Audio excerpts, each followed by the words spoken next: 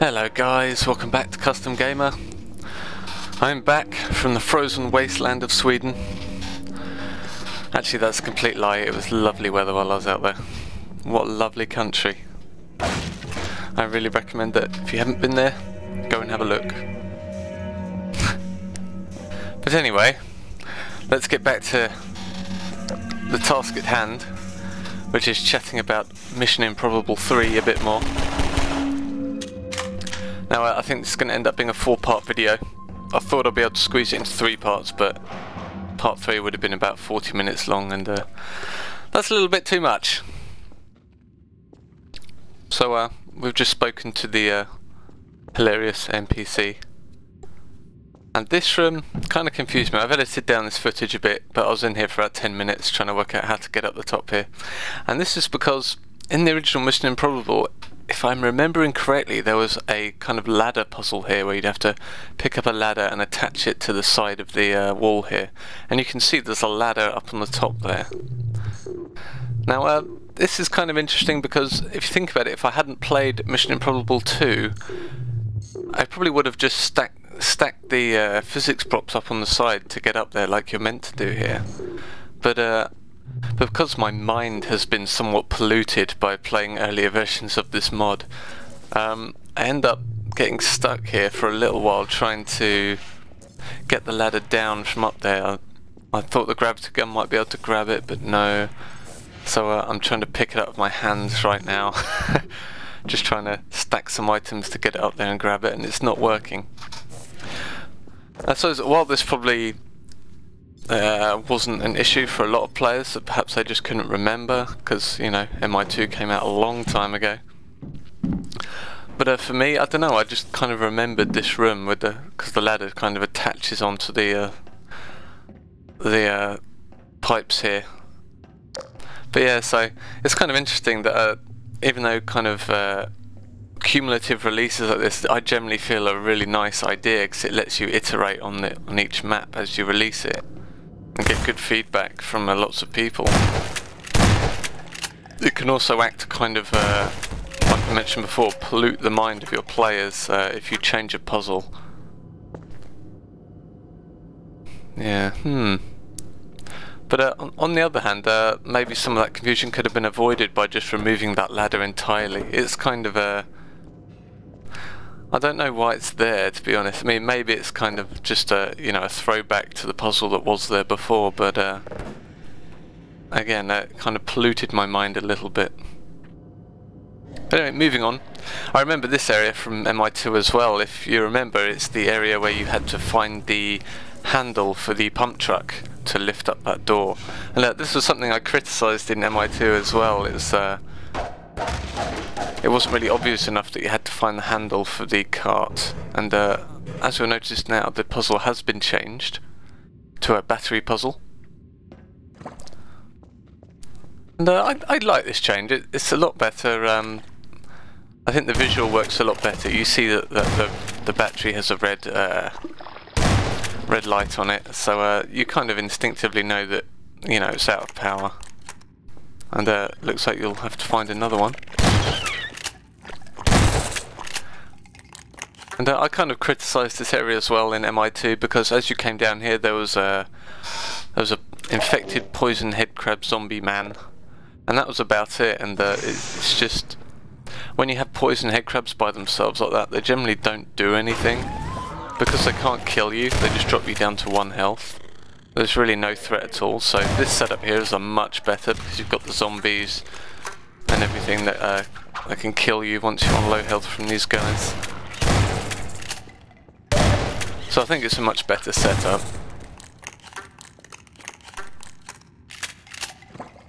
Another thing I wanted to talk about was I was reading through all the comments from the part 2 MI3 vid I did, and one comment in particular caught my eye. Someone was saying that they had a real problem with difficulty spikes in this mod, and I don't know, I mean, I was kind of under the impression that Magnar had smoothed out the difficulty spikes in this mod.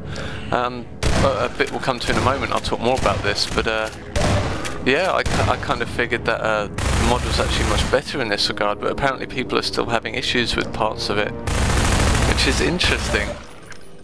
I think some guy said that the Combine fight after the lighthouse gave him some real trouble, and I don't know, I kind of thought it was easier now in this version. It'd be really interesting to see what you guys think. Like what parts specifically from MI2 to MI3 have changed that you think have actually gotten harder. Because for the most part I found the mod to be a lot easier than it was before. Well, perhaps maybe not easier, but just again, like the difficulty spikes have been smoothed out, so parts which were too hard before are now easier. I suppose that's fair to say.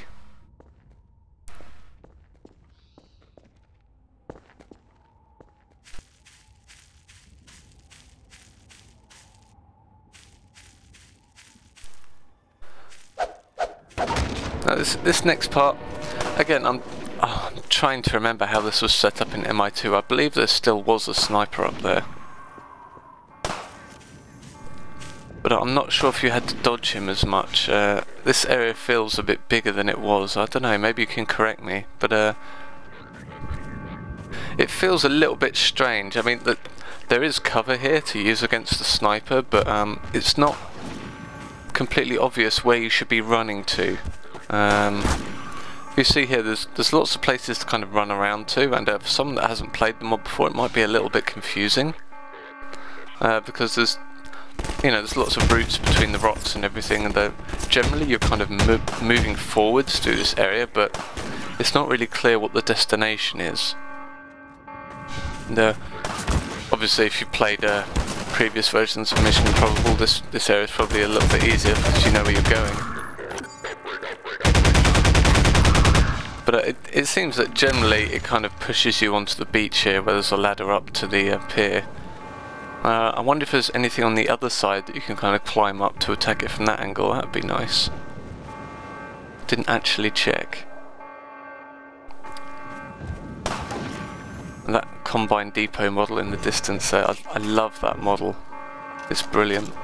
I didn't actually know it existed until, what level was it? I think it was Union by Matt Glanville that used that model, and I had to ask like where it was from. Was it custom or was it part of Half-Life 2? And it actually is part of Half-Life. I just can't remember where it is in the actual game.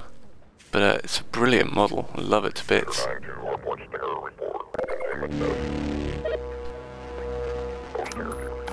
So we're going to charge up, and then we're going to get to the Hunter combat area. And this is something I want to talk about with the perceived difficulty spikes in the original MI2. And this area must have come up as an area where a lot of people died. This next combat area, once we drop down from the pier here we are. Yeah, so if you remember this area from MI2, there's lots of hunters turn up and manhacks and things like that. And I was talking about in my MI2 video, this is kind of a great kind of figure of 8 section of the track. It forces a lot of player movement to stay alive. This is something I really liked about this area. And I think in MI3 it's been toned down a little bit too much, perhaps. There's like, I think 2 hunters and a couple of manhacks. And the area doesn't feel as epic as a result. Like, I remember running around here all over the place, just, you know, saving health pickups and finding as many I want to call them power-up canisters, that's not what I'm looking for. Supply crates, that's it. Like saving supply crates when I got low and all this stuff. And it was a really, really tactical and movement-based combat, which I really, really enjoyed. And I feel it's kind of been gutted a bit now. You see, there's a couple of manhacks here, and I think there's maybe 2 hunters maximum. Yeah, and I just feel that it's taken the soul out of this combat area, perhaps. Although it is a lot easier, so I suppose if that was Magnar's goal, then he's certainly achieved it, but I think he's lost something which made this combat great as a result. I mean, you still use this area to move around, but the pressure is nowhere near as great. Like, you really had to pick up the supplies carefully in the original version. Because there was so much pressure, you didn't want to like waste health pack recovering like like 2 health when it could give you like 30 or 40 health. I forget how much the not regular health packs give you now.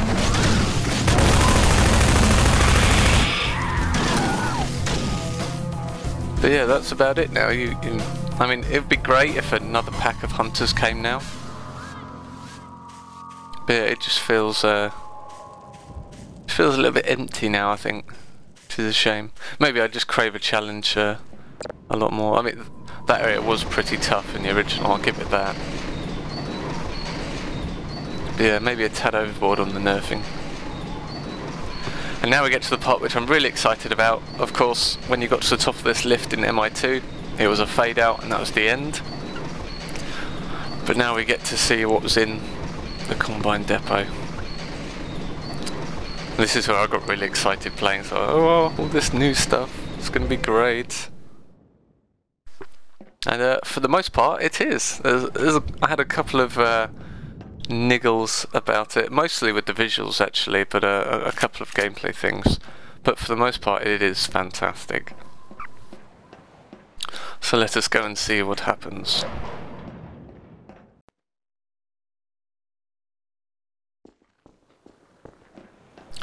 Okay, so you'll notice almost instantly there's a new colour correction, which kind of desaturates and gives everything a blue tint. And this actually, how do I want to describe this? It kind of caused a few problems for me. I mean, you'll notice here, looking at let's just get this out of the way, the Combine architecture here is beautiful. I have no issue with the architecture at all, and you know, the build quality of the level, but the combination of the somewhat uniform lighting and this desaturation and blue tint from the colour correction, for me it just kind of gives everything this kind of mushed together grey-blue feel, and nothing really stands out. Like, there are a couple of areas that are highlighted with kind of strong lighting, but for the most part the levels feel very, very uniform, and I actually found it really hard to see enemies in this environment, which is really bizarre. I've never really had this problem before. But yeah, I found Combine soldiers in particular just blended right into the walls. Yeah, it's really bizarre. I had some real trouble. And I think it's a combination of the fact that the lighting is it's only really strong in certain areas. It's fairly uniform in most, and yeah, this color correction which kind of desaturates everything into kind of a grey-blue hue. And yeah, it just kind of all muddles together, I think. At least for me, and I don't know, maybe you guys had an easier time of it than I did. But yeah, it caused me some real problems. But just going back to the architecture for a moment, you know, Combine architecture, it's one of those things that's, it's simple to look at and understand, but it's really, really hard to pull off in an interesting fashion. And I think Magnar's done a fantastic job here. I think just because of the lighting and the colour correction, I think I preferred the Combine architecture in Minerva. But that's mainly just because of the fact that it was a lot easier to see where you were going and what you were fighting. Like, you'll notice here there's a lot of really dark areas and then just some kind of uniform lighting over there to the right. Now, I just think that perhaps the lighting is a tad too uniform, and again, nothing really stands out. Maybe some more spotlights and kind of strong lighting from above and things like that. Like, that seems to be very prevalent in the Valve maps. You'd have Combine architecture of kind of big white floodlights up above. Yeah, this area is amazing. On the playthrough I recorded, I didn't actually stop and look around much, so I've added a bit of footage in post-production here. There we go. Where I kind of explore around down here a bit, and I really just wanted to have a look at all this vegetation models, because again, Magnar mentioned that him and Eric are sorting out a model and texture pack, which they're going to release for everyone. So I really wanted to come down here and have a look at all this kind of content that we'll be getting at some point. And it's amazing. I don't know how much you can see it on the video because, you know, video compression and all that, but the textures on these things are really, really high res. You can see on the leaves here, I should have zoomed in, I'm an idiot, but yeah, they must have used a seriously high resolution texture for this because it looks amazing. And these flowers, this is something that I didn't actually find any of these during the playthrough I recorded for you guys, but there are in fact 3 flowers in all the levels. I think there's 1 in each, Magnar mentioned, and if you find all 3, apparently there's a little Easter egg or something at the end of the outro.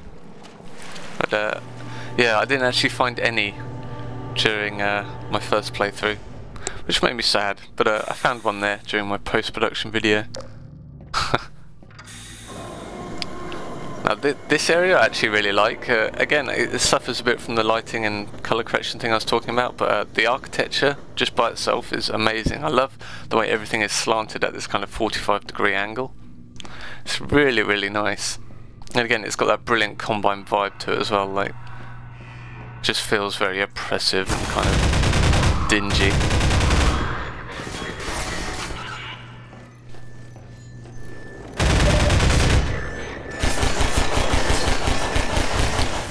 We'll just clear out these manhacks. I don't know if it's just me, but it feels like the standard pistol kind of auto-aims onto the manhacks. It's really bizarre. Either that or I'm just a really good aim, which is a blatant lie. But yeah, whenever you use the pistol to shoot down manhacks, it feels like it auto-aims slightly to hit them practically every time. Just a little tip there if you weren't aware.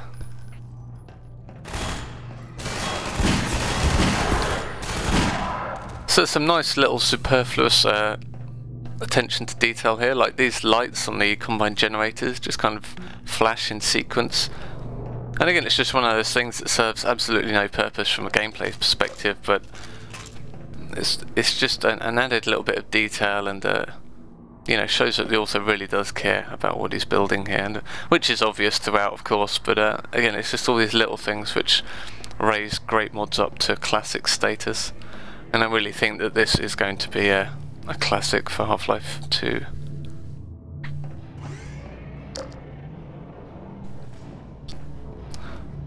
And I like the way there's lots of big windows where you can see down into previous areas or new areas. That's really cool. Alright, that's it for part 3. Join me in part 4 later on.